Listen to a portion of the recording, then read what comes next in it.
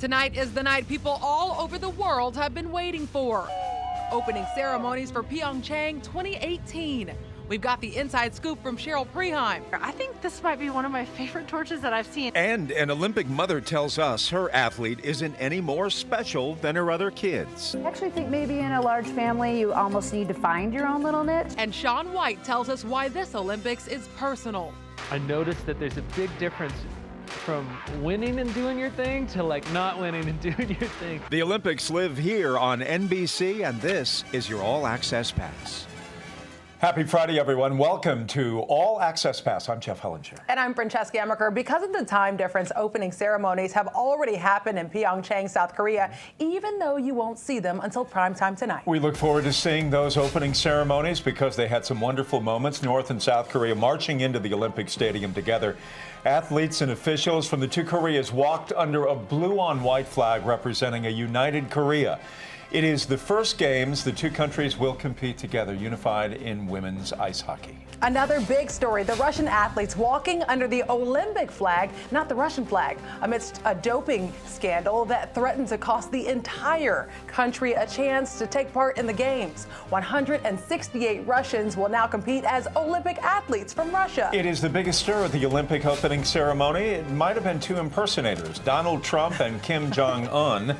The pair were followed around by paparazzi, media, and fans until eventually they were escorted out of the Olympic Stadium. What? You have to admit, they're pretty good impersonators. They look real. I think the North Korean leader looks even better. They look really real. But it hasn't been all fun. There's some bad news for men's downhill skiing tonight. There's a threat of high winds on Sunday that could cancel the competition.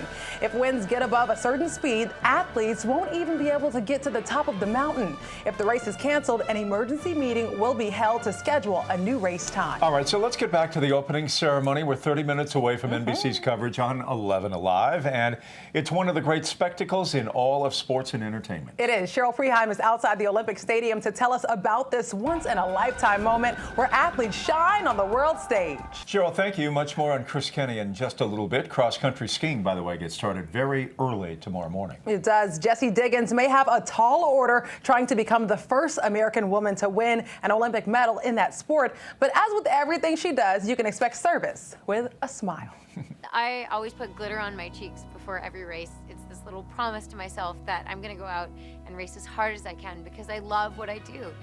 All right, welcome back, everyone. It is time to meet another Olympic mother. 17-year-old Red Gerard is one of 7 kids, and while you might think he is the big deal around the house because he's competing in South Korea for the Olympics, his mother says he's a pretty normal guy. Yeah, this is a family full of stars, Jeff. He's got siblings who are a filmmaker, a pro snowboarder, and a sister who's got her own business and 500,000 Instagram followers. Wow. Matt Renault has more.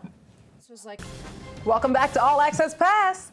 Shaun White is competing in his 4th Winter Games. He already has 2 Olympic golds and has more X Game goals than anyone else. He is the stuff of legend, but as he gets ready for the 2018 Olympics, White is also trying to prove that he is still one of the biggest names in snowboarding, and we have this story for you.